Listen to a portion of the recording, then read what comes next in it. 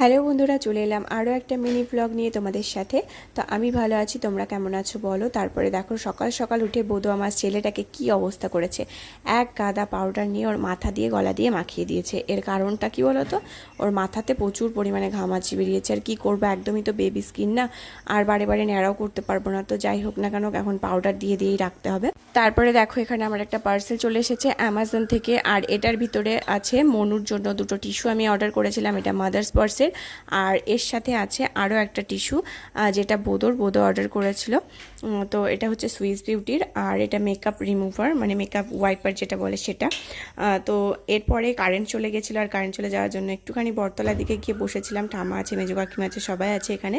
তো তারপরে বাড়ি চলে এসেছিলাম, আর বাড়ি এসে দেখছি কারেন্টও এসে গেছে। আর বাবা কালকে রাতে কোল্ড ড্রিঙ্কস এনেছিল, সেটা একটু খেয়ে নিলাম। তারপরে স্নান টান করে নিয়েছিলাম। আর আজকে মা রান্না করেছে মানকচুর পাতা বাটা আর মটরের তরকারি, দুটোই আমার ভীষণ ফেভারিট।